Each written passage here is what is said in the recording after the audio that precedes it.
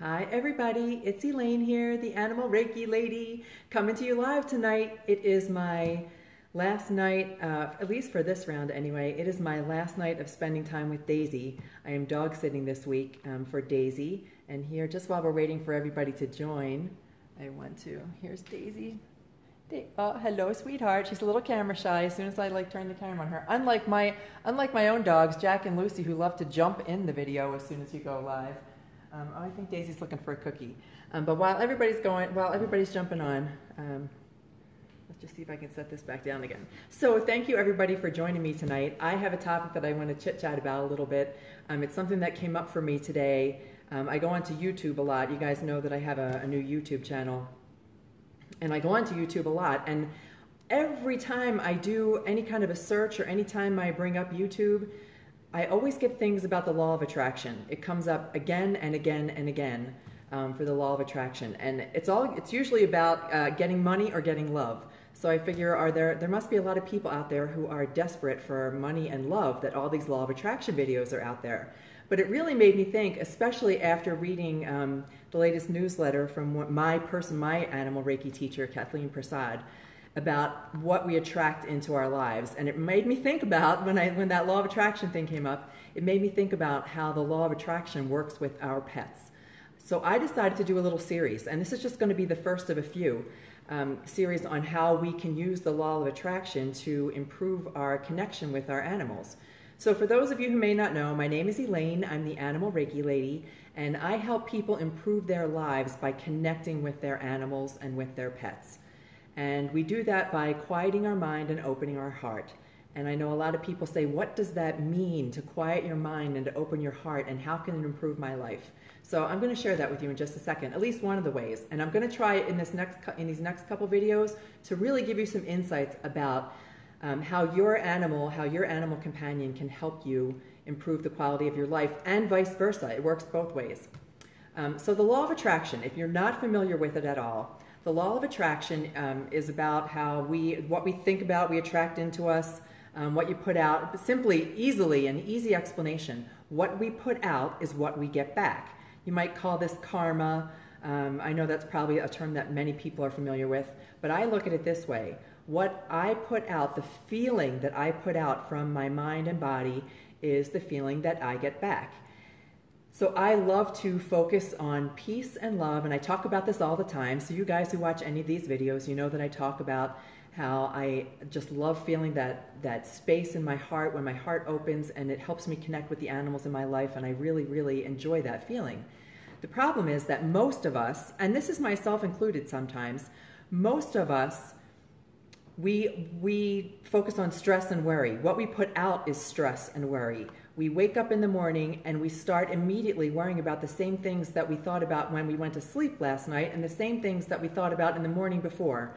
So we spend our time in stress and worry, and we get that back. When we are constantly thinking like that, that's what we get back to us.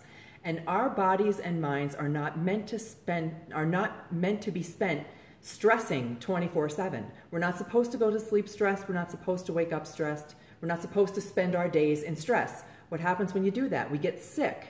We get sick because our bodies can't take it. So what I am offering to you is a way to attract peace and calm in your life by connecting with the animal in your life. So think about your animal companion, whatever animal you may be sharing a space with right now, whether it's dogs or cats or birds or a lizard or horses or donkeys, whatever it may be. Animals are naturally attracted. This is the piece that I got from Kathleen, my instructor. Animals are attracted to peace and calm. The more peaceful and the more calm you are, the more likely you are to attract an animal who feels that same thing. And so I try to project, in my daily Reiki practice, I try to project that peace and that calm. So I'm a Reiki master, and I have been practicing animal Reiki now for a few years, and it has become a regular routine for me as a way to stay calm and a way to stay peaceful. I love opening that peaceful space. I love my little morning meditation. Don't worry, don't freak out about the word meditation. But it helps me to maintain my own calm, and I love the relationship that I have with all the animals in my life, whether it's a dog that I happen to be dog sitting, if I'm out at the farm and I'm working with some horses, if I am just spending some time with my own animals. That sense of peace and calm helps me to stay grounded and centered. And therefore, I pretty much, except for those of you who know that I got shingles last month, because I allowed myself to get stressed as opposed to focusing on what I know it takes to stay peaceful and calm. But anyway, so people say to me, okay, but I can't do it. I don't know how to be peaceful. I don't know how to be calm. How do I get out of my head? How do I stop thinking all these thoughts? Well, you know what? It's not BS. I mean, it is BS that you can't do it. You can do it. It's just that you're choosing not to. Worry is a bad habit. There's no other way to put it. Worry is something we're taught to do. It is not something that is natural to us. And we have spent our entire lives worrying, and everybody worries, right? Think about how many times you might have used the word worry today, or thought about the word worry today. I'm worried about this. I'm worried about that. Oh, you shouldn't be worried about this. Yeah. So here's what I would invite you to do. I would love for you just to spend some time right now. We're just going to take a few minutes. We don't ever need to do this more than just a couple minutes at a time. To break the habit of worry, it's not going to take 21 days. It's not even going to take 21 hours. If you can start doing this with me and you have an animal companion that you can share this space with, they will help you. Animals don't worry. Animals don't stress unless we place that stress upon them. But they don't know what worry is. They're not anxious about yesterday. They don't get all depressed about what tomorrow could possibly hold. They're always in the present now. They do not worry. And the only stress they experience is when we put it on them. The interesting thing about animals is that their flight or fight mechanism is quick. So when you think of an antelope being chased by a lion, that antelope is absolutely stressed. It is running for its life, but when the stress is over, it goes right back to grazing. It doesn't carry that stress. It doesn't worry about it all day long. And that's what animals can teach us. So I would invite you right now, and thank you everybody for all the love hearts and for joining in.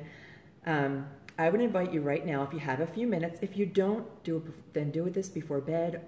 I really, really encourage you to do this when you wake up in the morning.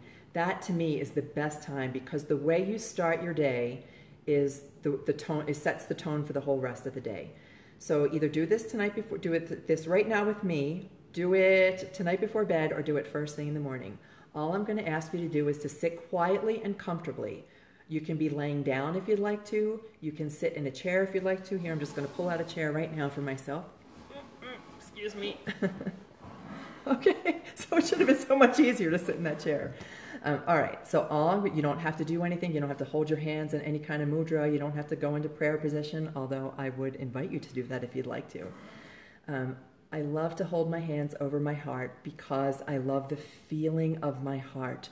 The energy that comes from my heart is so strong. It is our strongest energetic center in our entire body, is the heart.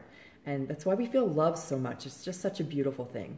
So I like to hold my hands here. You can hold your hand in any comfortable position. You can rest them in your lap. If you're lying in your bed, just lie down and close your eyes. And I'm going to invite you to take 3 deep breaths. That's it.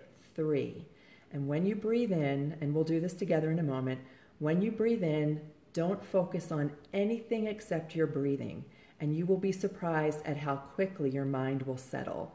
And if you have an animal companion with you, it's like 10 times the quiet that you're going to get from this, because they're so naturally in tuned to peace and calm, and they love it and react so positively when you are peaceful and calm. So we're going to take 3 deep breaths, and we're going to start right now. If you'd like to close your eyes, that's fine. I'm going to hold my hands on my heart, and I'm going to inhale very deeply. And when I inhale, I expand. I let everything fill up in here, fill my lungs up to the very bottom with all that beautiful, amazing oxygen.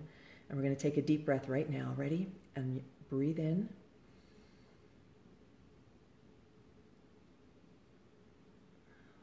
Very gently release it. And when you release your breath, contract your abdomen and push out all that air. Let all the air come out, so that on your second inhale, you are filling your lungs with every bit of possible oxygen that you can bring into your body. and exhale. And inhale.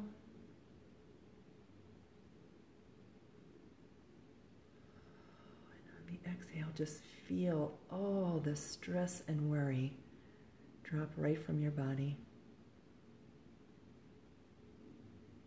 And because I know that 3 is not ever enough, I want you to take one more deep breath.